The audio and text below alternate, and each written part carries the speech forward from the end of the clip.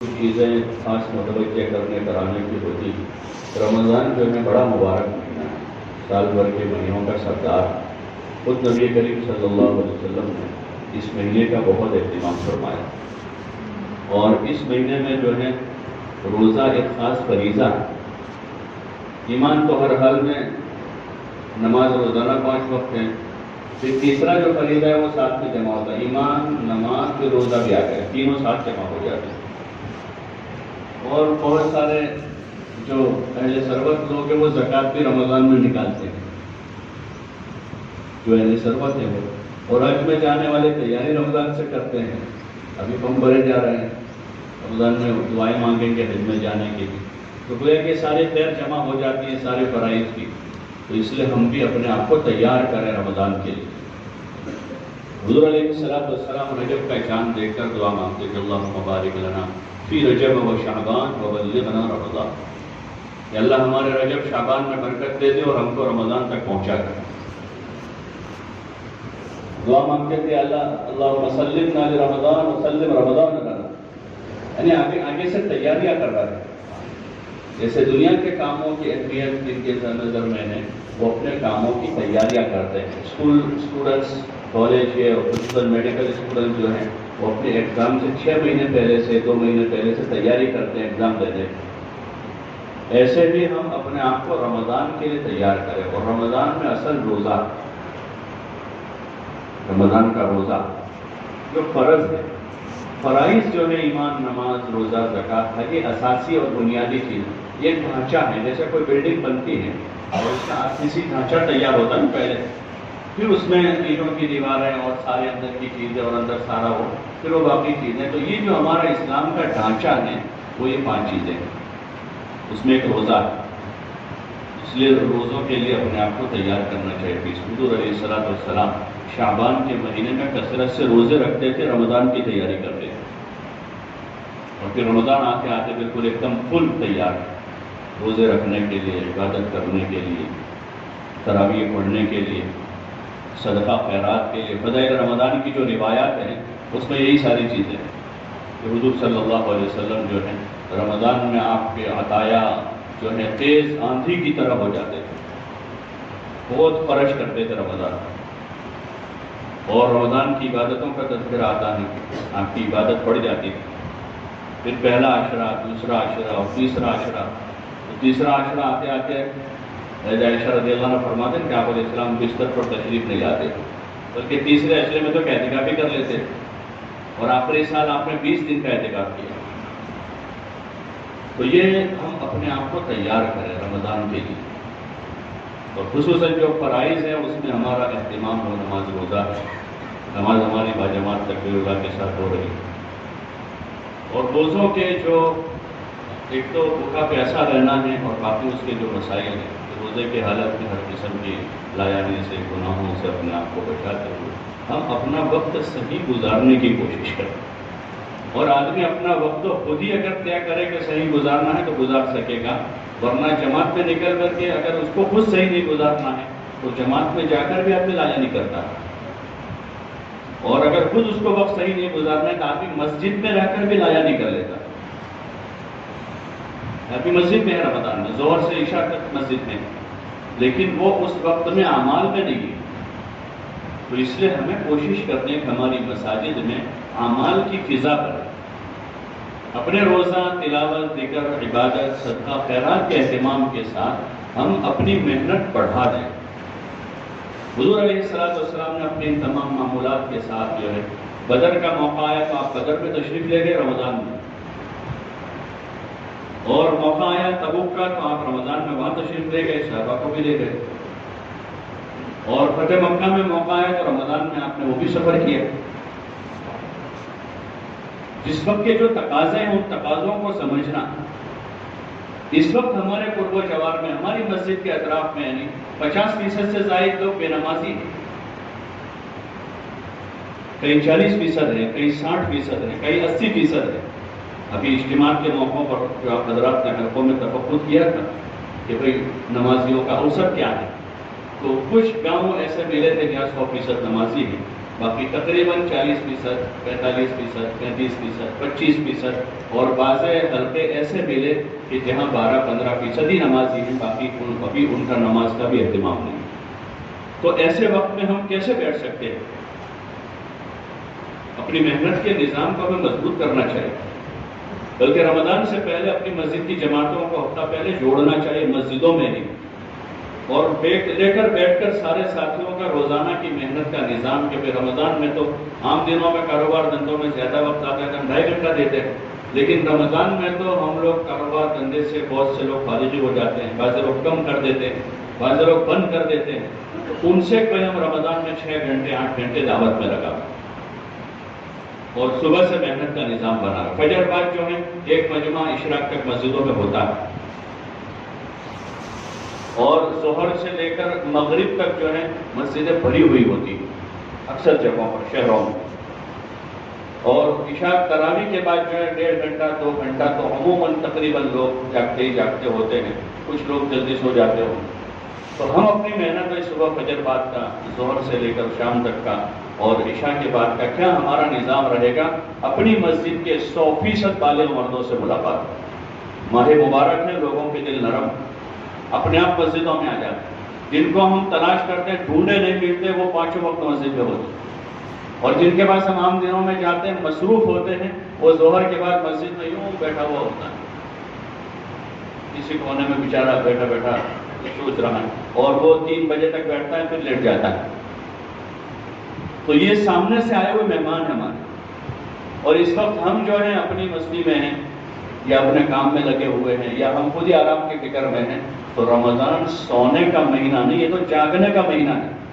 جیسے ابھی میں نے عرض کیا کہ عائشہ رضی اللہ عنہ فرمایا کہ رمضان میں آپ علیہ السلام بستر پر تشریف نہیں لاتے، اور ایک جگہ ہے کہ آپ اپنی ازار مضبوط کر لیتے تھے، اس کا مطلب یہی ہے، جیسے کہ وہ پائچے چڑھا لیتے، کوئی کام کرنے کے لیے آدمی تیار ہو جاتا ہے کہ پائچے چڑھا، تو وہ کام کرنا ہے۔ تو رمضان میں آپ کی عبادت اور آپ کا ذکر، آپ کا صدقہ، خیرات، اور حسب موقع جو تقاضے نکلنے کے آئے، تو وہ تقاضے بھی آپ علیہ السلام نے پورے کر کے امت کو ایک عمل بتایا کہ یہ ترتیب الاہم فالاہم، جس وقت کی جو چیز اہم اس کو اس کا درجہ دینا چاہیے۔ اس وقت امت کے یہ حالات ہیں کہ نمازی ابھی تو 20%، 25%، یعنی 75%، 80%، 60% ہمارے محلوں میں نماز زندہ نہیں ہے۔ روزوں کا کیا حال ہوگا؟ روزوں کا کیا حال ہوگا؟ ہم مسجد کی صفوں سے مطمئن نہ ہو جائیں، اور باہر فروٹ کی لاریوں پر افطاری کا سامان خریدنے والے اور لگے ہوئے بازاروں میں افطاری کی تیاری سے ہم مطمئن نہ ہو جائیں۔ کتنے فیصد ابھی لوگ ہوں گے جن کا روزوں کا اہتمام نہیں ہوگا؟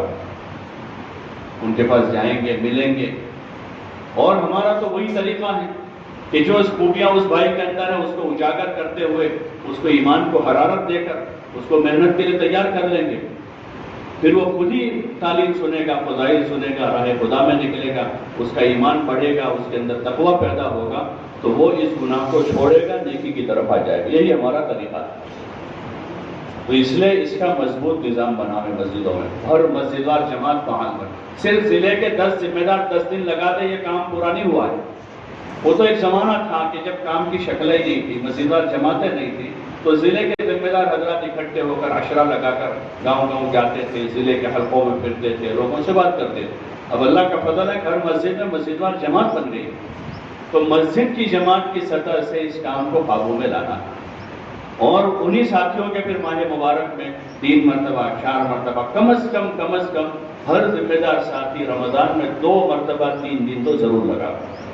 اس سے اوپر کے ہمیں جیسے پہلے 10 دن لگاتے تھے، تو 10 دن کے بجائے 3 مرتبہ 3 دن لگاتے، اور ہر مرتبہ اپنے ساتھ 8، 9، 10 نئے ساتھیوں کو لے کر 10 ذمہ دار آدمی مل کر 10 دن جائیں گے، ٹھیک ہے، تقاضا پورا ہوگا، لیکن یہ 10 ذمہ دار 3 مرتبہ 3 دن لگائیں گے تو کتنی جماعتیں ہوگی؟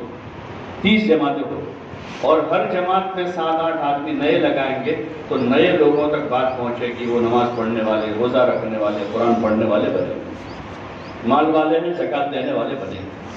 تو اس لیے ایک گزارش ہے، ہر مسجد کو جوڑیں، مسجد کی سطح سے ہی، اور مسجد وار جماعت اپنا نظام بنائیں، ہمیں پہلے رمضان سے کون جائے گا، 2 رمضان سے کون جائے گا، 3 رمضان سے کون جائے گا، 4 رمضان سے، 30 روزے ہیں تو 30 روزوں کا نظام بناوے. 10 آدمی اگر 3 مرتبہ لگائیں گے تو 30 جماعتیں ہو جائے گی. 15 آدمی ہیں 2 مرتبہ 3 لگائیں گے 30 جماعتیں ہو جائے گی. تو اس طرح عام سے عام زیادہ سے زیادہ لوگوں تک جانے کا بھی موقع ہوگا اور 3 دن کے عنوان سے ان کو اس غفلت کے ماحول سے نکال کر مسجد والے ماحول میں لے جا کر ان کو فضائل سنائیں گے روزوں کے, نماز کے, ذکر کی, عبادت کے. تو انشاءاللہ امت میں نماز روزہ زندہ ہوگا. اور جب تک فرائض زندہ نہیں ہوں گے, جب تک فرائض زندہ, کیونکہ یہ حق ہے فرائض, یہ اساس ہے, بنیاد ہے, وہاں تک اللہ کی رحمتیں نہیں اتر سکتی اور وہاں تک امت حالات سے باہر نہیں آ سکتی. یہ تو اساس ہے, فرائض ہیں, چاہے کتنے نوافل وجود میں آ جائے اور دوسرے کتنے خیر کے کام ہو جاوے, لیکن اساس جو ہے وہ تو فرائض ہے. نماز روزہ جو ہے فرائض ہے. زکوٰۃ امت کا کتنا بڑا طبقہ ابھی وہ ہے کہ جن کی زکوٰتیں نہیں جا رہی ہیں. تو یہ رمضان میں اس کو وجود میں لانا, اور اسی لیے مساجد میں جو ہے فضائل رمضان اور فضائل قرآن, فضائل نماز کے ساتھ ساتھ فضائل صدقات کے وہ ابواب جس میں مال خرچ کرنے کی ترغیب, یہ اس وقت کی بنیادی یہ اہم تقاضا ہے کہ امت کو یہ سنایا جائے. روزوں کے فضائل, قیام لیل کے فضائل اور تلاوت کلام پاک کے فضائل اور زکوٰۃ ادا کرنے کے فضائل اور زکوٰۃ رکنے پر کیا نقصانات ہیں, یہ اہم موضوع ہے. فضائل کی کتابوں میں وہی اہم چیزیں ہیں. ارکان اسلام ہیں 5 ارکان اسلام ہیں, اور قرآن اور فضائل قرآن ہیں, ذکر, فضائل ذکر ہے, تبلیغ اور اس کے ساتھ اس کے فضائل ہیں. ایسے فضائل صدقات میں جو ہے فرض زکوٰۃ کے علاوہ نفل صدقات اور اس کے اور آخرت کی فکر اور اس لائن کے مضامین ہیں. اس سے جب گھنٹوں بھر اس کا سننا ہوگا تو قلوب اس کی طرف متوجہ ہو. باقی کل جدید لذیذ, کہ ہر کوئی نئی چیز کرنے کا شوق پیدا ہوتا ہے کہ یہ بھی کر لے, وہ بھی ہو جائے, وہ بھی ہو جائے. ہر نئی چیز میں تھوڑی لذت ہوتی ہے, اس کے وقتی فوائد ہیں. باقی جو یہ اساسی چیزیں ہیں کہ امت میں فرائض زندہ ہو, جو ہماری محنت کا بنیادی مقصد ہے. اس لیے ہم اس طرف متوجہ ہوں اور مسجد کی جماعتوں کو اس میں لگا دیں کہ گھر گھر جا کر جو ہے ایک کو سمجھاویں ایمان, نماز, اور یہ ماہ مبارک ہے تو روزوں کے فضائل بھی بولیں, اور ایک کو تیار کر کے 3 دن کی ترتیبیں بنا کر قرب و جوار میں ان کو لے جا کر ان کا ذہن بنا. مال ان کے پاس ہے, زکوٰۃ فرض ہیں, تو اس لائن کے فضائل کے جو ابواب ہیں سنائے جاویں. وہ سامنے سے پوچھے گا کہ میرے اوپر کتنی زکوٰۃ آئے گی, میرے پاس اتنا مال ہے. تو اس لیے اس کی کوشش کریں سارے پورے صوبے کی مسجد کی حلقوں اپنے تنفیذ میں اس کو مضبوطی سے لیں, حلقوں کو ذمہ داری دیں, حلقے والے اپنی مسجدوں کو ذمہ داری دیں اور اس کا نظام بنا لیں. اور روزوں کی تعین کے ساتھ اپنا فروج کے ایسے روزے کے 2-3 مرتبہ کا طے کریں. رہا مسئلہ تراویح کا, تراویح بہت بڑا عمل ہے رمضان کے مہینے میں. حضور علیہ السلام نے پڑھی, حضرت عمر رضی اللہ عنہ امت کو اس پر جمع کیا اور 20 رکعت کی تراویح باجماعت مسجد میں ادا کرنے کا اہتمام کیا. اور اس وقت سے لے کر ابھی تک تسلسل کے ساتھ یہ روایات امت میں چل رہی ہیں. ہمیں بھی اس کا خوب اہتمام کرنا ہے, تراویح کا بھی, اور اپنے ساتھیوں کو بھی کروانا. لیکن یہ نہ ہو کہ تراویح کا ہم نے ایسا اپنے مرضی کا نظام بنایا ہے کہ اس کی وجہ سے ہم نے اگلے 10-15 دن تقریب کی چھٹی کر ڈالی. 20 رکعت کی تراویح اور اس میں ایک قرآن کو ختم کرنا یہ سنت ہے. ایک قرآن ختم کرنا سنت ہے. اب جب ہم نے اپنی مرضی سے کسی نے کوئی نظام بنایا, کسی نے کوئی نظام بنایا, مسجد کی جماعت کو کہہ دے بھائی دیکھو میں تو وہاں 7 پارے میں 15 پارے میں ہوں, اور اب اتنے دنوں تک یعنی ان کے پاس بھی کوئی نہیں جاوے, ایسا وہ ماحول بنا دیتے. تو ہم کوئی احسان اپنے اوپر یا امت پر نہیں کر رہے ہیں, وہ تو ہم کر رہے ہیں تو اپنے لیے کر رہے ہیں. لیکن کل ہی میں نے اس میں مولانا الیاس صاحب اور ان کی دی دعوت میں جو شیطان کے حربے ہوتے ہیں اس میں سے حربہ یہ ہوتا ہے کہ جو نورانی حجاب, کہ بڑی نیکی سے اس کو چھوٹی نیکی پر لا کے راضی کرو. اب اس وقت یہ اگر روزانہ 2-3 گھنٹے لگا کر محلے میں جا کر 5-10 ملاقاتیں کرے گا تو ہوتا نہیں 2-4 ہر روزانہ 2-4 ایسوں کو مسجد میں لائے گا جو نماز میں نہیں آتے. یہ 2-4 کو ایسی محنت کر لے گا رمضان بھر میں کہ روزے میں رکھنے والے بن جائیں گے. تو اس لیے تراویح کا ضرور اہتمام کرنا ہے. 20 رکعتیں پوری پڑھنی ہے, اطمینان سے پڑھنی ہے. ایک قرآن شریف ختم کرنا جو ہے وہ سنت ہے. تو اس طرح کا اپنا نظام بنا. مسجد پھر اللہ جتنی توفیق ہے اپنی تلاوت کریں, نفلوں میں خوب پڑھیں, نفلوں میں خوب قرآن شریف پڑھیں. اور بہت اکثر گھروں میں حافظ ہیں, اکثر گھروں میں حافظ ہیں, تو ان کے ساتھ پھر باقی دنوں میں جو ہے اپنا خوب ان کے ساتھ رہ کر قرآن شریف سنیں. لیکن اپنی عبادت کا ایسا وہ نہ بنا لیں کہ ہم اس کی وجہ سے ہمارے کشتوں اور ملاقاتوں کو اور سیر و ذکر کو ساری چیزوں کو چھوڑ دیں. دونوں میں بیلنس کرنا, عبادت بھی خوب کرنی, روزے بھی اچھی طرح سے رکھنے, اور قرآن بھی پڑھنا. کمی کس چیز میں کرنی ہے پھر؟ تو کمی سونے میں کرنی ہے. اس میں کمی کرنی ہے. بولو نا بھائی. حضور علیہ السلام کے بارے میں عائشہ کہا کہ آپ علیہ السلام رمضان میں سونے میں کمی کرنا, ہم اتنا مجاہدہ نہیں کر سکتے, لیکن کم از کم کمی تو کر سکتے. ابھی عادت یہ ہے کہ رات کے 2-3 گھنٹے سوتے ہیں اور پھر فجر سے لے کر زور تک سو رہے ہیں, یہ تو کافی زیادہ ہے. ایک عام آدمی بھی ایسا رمضان گزار رہا ہے اور ایک دائی آدمی بھی ایسا ہی رمضان گزار رہا ہے. ہم اپنے آرام میں کمی کر لیں. صبح جو ہے اطمینان کے ساتھ مسجد کے اپنے مشورے ہیں, جماعتوں کو روانہ کرنا ہے, جماعتیں واپس آئی, کارگزاریاں ہیں, مہمان جماعتیں ہیں, ان کی نصرت, ان کے مشورے سب صبح ہوتا ہے. اب ہم نے ایسا ماحول بنا دیا ہے کہ فجر کے بعد کوئی بات نہ کرے ہم سے, اور مشورے کے بعد تو اب مسجد میں گویا کہ ٹھہرنا ہی مطلوب ہو گیا. ایسی طرح نہ بنا, بلکہ اطمینان کے ساتھ رمضان کے مہینے میں بھی ٹھہرے مسجد میں, اشراق پڑھے. اور موقع ہے ایک تو ملاقات کا, صبح صبح کچھ لوگ تلاوت کرتے ہیں, مسجد میں ہوتے ہیں, وہ فارغ ہو کر جاتے ہیں تو دعا سلام ہو جاتے ہیں. جو مسجد والے کرتے ہیں ان کا کام ہوتا ہے. ہمارے یہاں عام مثلاً رمضان میں ماحول بن جاتا ہے کہ جتنی 3 دن کی جماعتیں ہیں وہ فجر کے فوراً بعد روانہ ہوتی ہیں, تو اس وقت مسجد میں وہ ماحول ہوتا ہے, جماعت کے بستر آ رہے ہیں, کوئی آ رہا ہے, کوئی جا رہا ہے, تو تلاوت والے بیٹھے ہیں, وہ فارغ ہو کر جا رہے ہیں تو رک جاتے ہیں. روانگی کی بات اس وقت ہوتی ہے, اور اشراق تک اٹھنے والے رکتے ہیں, وہ اشراق بھی پڑھتے ہیں. ایک زمانہ تھا کہ سلام پھیرنے کے بعد مشکل سے کوئی نظر آتا تھا. تو اس لیے رمضان کا ایسا سہم اپنے اوپر نہ لے کہ اس کی وجہ سے ہم سارا ہی سب کچھ چھوڑ دیں. ہاں, اپنے آرام میں کمی کریں. دوسرا, جو لایانی کی مجلسیں ہم لگاتے ہیں تراویح کے بعد اپنے گھر پر, چوکھٹ پر, یا مسجد کے باہر, یا ادھر ادھر, وہ اللہ کے لیے ختم کریں. تو اس میں بہت زیادہ وقت ضائع ہو جاتا ہے, بہت سارا وقت ہمارا برباد ہوتا ہے. دیکھو یہ جو طبقہ ہے ہمارا, یہ جو طبقہ ہے اپنی اپنی مسجدوں میں محنت کرنے والا, یہ مقتدا ہے, یہ طبقہ مقتدا ہے. اگر یہ طبقہ لایانی چھوڑ دے گا تو انشاءاللہ ایک بہت بڑا مجمع فوراً چھوڑ دے گا. کہ چوکوں پر, چوراہوں پر, پان کی دکانوں پر, چائے کی ہوٹلوں پر, اور ٹھنڈے کی جو گرم کی جو داریاں ہیں وہاں پر عشاء کے بعد 2-3 آدمی مل کر وہاں کھڑے 1 گھنٹہ, 1.5 گھنٹہ, 2 گھنٹہ, یہ ساری لایانی, ساری لایانی. اس لیے کوشش کریں کہ یہ وقت ہمارا عبادت میں گزاریں. بھائی تراویح کے بعد مزید آدھا گھنٹہ عبادت کر لیں. چائے کا تقاضا ہے, عموماً گھروں میں بن جاتی ہے, باہر لاری پر جانے کی بھی ضرورت نہیں ہے. پھر بھی اگر کسی کو مجبوریاں نہیں بن پاتی ہے تو کسی جگہ گھر میں یا مسجد کے کسی کونے میں منگوا کر پی لی. ایک زمانہ تھا کہ تبلیغ, میں نے خود اس کو دیکھا, بچپن میں دیکھتی, یہ لوگ کیوں ہوٹل میں نہیں جاتے, تو پھر وہ کہتے تھے کہ تبلیغ والے جو ہوٹل میں بیٹھ کر چائے نہیں پیتے, یعنی ان کے ساتھ ہوتے تھے تو کہیں آتے جاتے بازار میں کہیں ہیں تو مشورہ کر کے چائے پینے کہاں پئیں گے, تو چلو وہاں جاتے ہیں, وہاں سے منگواتے. تو مسجد کے کونے میں بیٹھ کر باہر سے چائے منگوا کر پیتے. تو اس وقت یہ ذہن نہیں چاہتے یہ لوگ کیوں ہوٹل میں نہیں جاتے ہیں, تو پھر وہ کہتے ہیں کہ جو جماعت میں لگتے ہیں وہ ہوٹل میں بیٹھ کر چائے نہیں پیتے. اتنا اہتمام کرتے تھے, اپنا آپ کو بچاتے تھے. تو اس لیے ضرورت ہے, اب تو ایک ایسی فضا بن گئی کہ کیا نیا کیا پرانا, اور آئس کریم کے دکان پر بیٹھا آرام سے ہنسی مذاق ہو رہی, آدھا گھنٹہ ہو گیا پونا, اور سب لوگ تماشا دیکھ رہے ہیں ان کا. پان کے گلوں پر ہیں, ایک پان کھانے کے لیے 3 گئے ہیں, پان کھانے والا تو ایک ہی تھا, ملاقات میں جاتے جاتے تینوں رک گئے وہاں.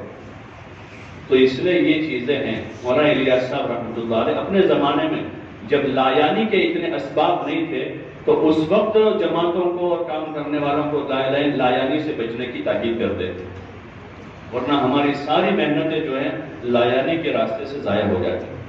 دوسرا کیا ہوتا ہے کہ محنت کرنے والوں کا جو عوام پر اور مجمع پر اثر ہونا چاہیے وہ نہیں ہوتا, کیونکہ وہ انہی کے ساتھ وہاں بیٹھ کر چائے پی رہے ہیں, انہی کے ساتھ بیٹھ کر وہاں گپے مار رہے ہیں. تو پھر جو ان کا ایک اثر ہو, جیسے بزرگوں سے سنتے ہیں کہ جب اصولوں سے آداب سے کام ہوگا تو کام کرنے والوں کی عزت لوگوں کے دلوں میں بڑھے گی اور ان کی بات میں اثر پیدا ہوگا، اور جب اصولوں پر نہیں ہوگا تو لوگوں کے دلوں پر ان کی عزت نہیں ہوگی، بات میں وزن پیدا نہیں ہوگا۔ تو اس لیے ہم اپنے آپ کو بچاویں، بلکہ بہت سارے جائز کام مقتدی لوگوں کو چھوڑ دینے پڑتے ہیں۔ اس روایت سے علماء نے استدلال کیا جس میں حضرت ابو ہریرہ رضی اللہ تعالیٰ عنہ وضو فرما رہے تھے اور انہوں نے وضو کرتے کرتے پنڈلیوں تک پیر دھوئے حضرت ابو ہریرہ، تو ایک انصاری نوجوان صحابی وہاں پیچھے سے ان کو دیکھ رہے تھے، تو انہوں نے ابو ہریرہ سے کہا کہ ابو ہریرہ، پیر تو ٹخنوں تک دھوئے جاتے ہیں، آپ پنڈلیوں تک دھوتے ہو؟ تو حضرت ابو ہریرہ نے فوراً فرمایا کہ اگر مجھے پتا ہوتا کہ تم یہاں کھڑے ہو تو میں ٹخنوں تک ہی دھوتا، وہاں تک ہی میں دھوتا، لیکن مجھے پتا نہیں تھا کہ تم یہاں کھڑے ہو۔ پھر انہوں نے کہا کہ میں نے حضور صلی اللہ علیہ وسلم سے سنا ہے کہ قیامت کے دن میری امت اپنے روشن اعضائے وضو سے پہچانی جائے، یعنی اعضائے وضو ان کے روشن، تو مجھے دل میں یہ آیا کہ میں یہاں تک دھوؤں تاکہ میری پنڈلیاں جو ہے قیامت کے دن روشن رہے، لیکن مجھے پتا ہوتا کہ تم یہاں کھڑے ہو تو میں ایسا نہ کرتا۔ اس سے علماء نے استدلال کیا کہ بہت سارے جائز کام بھی مقتدی لوگوں کو چھوڑ دینے پڑتے ہیں۔ یہ جائز ہے ہوٹل میں بیٹھ کر چائے پینا، جائز ہے بیوی کو پیچھے بٹھا کر پھرنا گاڑی پر سواری پر، وہ باہر سے فتویٰ پوچھیں کہ بھائی جائز تو اپنی بیوی کو لے کر جائے گا، نہ جائز، لیکن مقتدی لوگوں کو اجتناب کرنا چاہیے، چاہے وہ برقعے کے ساتھ بٹھا کر، یہ مقتدی ہے تو محلے میں ملاقاتیں کرتے ہیں، ان کی بیوی مزدورت میں چلے میں جاتی ہے، وہی ہمارا اور ان کا دونوں کا عرف رہا، تو پھر وہ دوسرا آتے تو بغیر پردے کے بٹھائے گا، اور تیسرا آئے گا وہ بغیر دوپٹے کے بٹھائے گا۔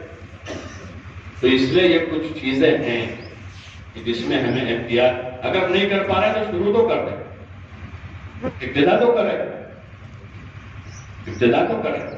اور ایک مزید بزرگوں کے قول دیتا ہے اتقوا مواضع التہم، کہ تہمت کی جگہ سے بھی بچو۔ کوئی ایسا کام تو ہم نے نہیں کیا ہے، لیکن ایسی جگہ ہے کہ جہاں بیٹھنے سے یا اس مجلس میں رہنے سے ہمارے اوپر تہمت لگنے کا اندیشہ ہے، تو بھی ہم اپنے آپ کو بچا لیں۔ اور خاص کر ایک تو ہمارا ایمان کا تقاضا ہے کہ ہم کسی ایسی چیز سے بچیں، مزید ہمارے ساتھ دعوت کی نسبت لگی ہوئی، اس لیے ایک نسبت ہمارے ساتھ لگی ہوئی، اس نسبت کی ہم قدر کریں، دعوت کی ایک نسبت ہمارے ساتھ، بزرگوں کو دیکھیں کہ اس نسبت کی حفاظت کے خاطر انہوں نے اپنا لاکھوں کا نقصان برداشت کیا کہ ہمارے ساتھ ایک نسبت لگی ہوئی، اس نسبت کی حفاظت کے خاطر انہوں نے بہت سے لوگوں کی گالیاں کھائی اور بہت سے لوگوں کی عزت برائی سنی، لیکن انہوں نے اپنی زبان سے جواب نہیں دیا کہ ہم بولیں گے تو ہماری اس نسبت پر اس کی آنچ آ جائے گی۔ تو اس لیے کوشش کرنی ہے، مبارک مہینہ ہے، زندگیوں کو بدلنے کا مہینہ ہے، تو ہم اس بات کی نیت کریں کہ ہم اپنی ذات سے اپنی عبادت اور اپنے اعمال کو بھی بڑھائیں گے، اور ماہ مبارک میں اپنی قربانی بھی بڑھاتے ہوئے ہر قسم کی لایانی سے اپنے آپ کو بھی بچانا ہے، اپنے مجمع کو بھی بچانا ہے۔ مسجد میں بھی جو جیسے کل بھی اس کا مذاکرہ ہوا کہ مسجد میں باتیں کرنا یا مسجد میں ڈولے بننا یا مسجد کی دیواروں پر ٹیک لگا کر بیٹھنا، مساجد میں جو اس کا وہ بنا، یا فرض نماز پڑھ کے باہر صحن میں جا کر کھڑے ہو کر باتیں شروع کر دینا، تو یہ ساری چیزیں نازیبا، ہم خود بھی اس کا اہتمام کریں۔ یا مسجد کی صفوں میں بیٹھے، بھائی ہم تقاضے کی بات کر رہے ہیں، وہ پبلک نہیں سمجھ رہے وہ کیا بات کر رہے ہیں، ہم جماعت میں آنے جانے کی بات ہے، لوگ نہیں سمجھ رہے، لیکن ہم ان تمام چیزوں سے احتیاط کرتے ہوئے اپنی زندگی گزاریں گے، اور اس مبارک مہینے کی ایسی قدر کریں گے کہ اللہ پاک اس مہینے کو ذریعہ بنا دے کہ ہماری زندگی بدل جائے اور ایسی ہو جائے جیسے اللہ چاہتا ہے، اور اسی کی ہم کوشش کریں گے اپنی مسجدوں پر بھی، اپنے قرب و جوار میں بھی، اور اس میں خاص کر جیسے ابھی بھائی فضل جی نے اطراف کی دیہاتوں کی محنت کا مذاکرہ کیا، تو وہ دیہاتوں کی محنت کو رمضان میں مضبوطی کے ساتھ قابو میں لے، جو ضلع والے کر رہے ہیں اللہ انہیں جزائے خیر دے، کہ رمضان میں بھی ان کے ساتھی روزانہ 50 کلومیٹر 60 کلومیٹر 40 روزانہ جا رہے ہیں 30 دن تک۔ جن ضلع والوں نے نظام بنا لیا، اپنے مجمع کا ذہن بنا کر ان کو کام دے دیا، ان کی نگرانی کرتے ان کا کام کروا رہے ہیں، تو اللہ کا فضل ہے کہ ان کے یہاں پورا مہینہ جو ہے جگہ جگہ تراویاں ہو رہی ہیں اور لوگوں کو مانوس کیا جا رہا ہے، ہسپتالوں میں جا کر وہاں کے جو مریض ہیں ان کے رشتہ داروں کو نماز اور تراویح پڑھوا رہے ہیں، اور ان کی سحری افطاری پہنچا رہے ہیں وہاں پر۔ یہی مہینہ ہے، اس میں پتہ ہے کہ یہ غمخواری کا مہینہ ہے، فضائل رمضان کی پہلی روایت ہے، یہ غمخواری کا مہینہ ہے کہ اس طرح کے لوگ جو ہسپتالوں میں ہیں، بیمار ہیں یا دیہاتوں میں ہیں، ان کے پاس جا رہے ہیں، ان کی خیر خبر لیں، اور ان کی ظاہری مادی خیر خیریت کے ساتھ ساتھ وہ ایمان اور اعمال پر قائم ہو جائے، جو اصل اور بنیادی چیز ہے کہ وہ نماز پڑھنے والے بنے، روزہ رکھنے والے بنے، تراویح پڑھنے والے بنے، قرآن پڑھنے والے بنے، اپنے اولاد کی دینی تعلیم و تربیت کے بارے میں فکر مند ہو جائے۔ اس رخ سے ہم اپنی مسجدات جماعتوں کو آمادہ کریں، اور اس کے لیے اس کا ان ساری چیزوں کا جو خلاصہ ہے وہ قربانی بڑھانی ہوگی۔ خود اگر ذمہ دار حضرات اپنے ذمہ تقاضے لیں گے تو نیچے والے ساتھی آمادہ ہو جائیں گے، اور ہم اپنے آپ کو بچا کر ان سے کروانے کی کوشش کریں گے تو پھر وہ کام پورا نہیں ہو پائے گا۔ جیسے اس سے پہلے دیکھا، زونوں کی جماعتوں میں ہمارے ذمہ دار ساتھی خود چلے تو ان کے پیچھے والوں نے سب نے وقت لگایا۔ ابھی بنگلہ دیش کا تقاضا گزشتہ رکھا گیا، ضلعوں کے ذمہ دار حضرات تیار ہوئے تو ایک ساتھ 70 جماعتیں روانہ ہو، ذمہ داروں نے طبیعت پر دیا اس کو۔ ایسے یہ جو محنت ہے اس کو بھی طبیعت پر لیں، اور خود اپنے آپ سے انشاءاللہ ہم یہ طے کریں کہ انشاءاللہ جو تقاضا آئے گا ہم قربانی میں آگے بڑھ کر اس تقاضے کو اپنے ذمے لیں گے، اور محبت سے، نرمی سے، فضائل بتا کر اپنے مجموعے سے بھی انشاءاللہ کام لیں گے۔ نیت کرتے ہیں انشاءاللہ؟ کون کون نیت کرتے ہیں؟ اللہ ہم سب کے لیے آسان کرو۔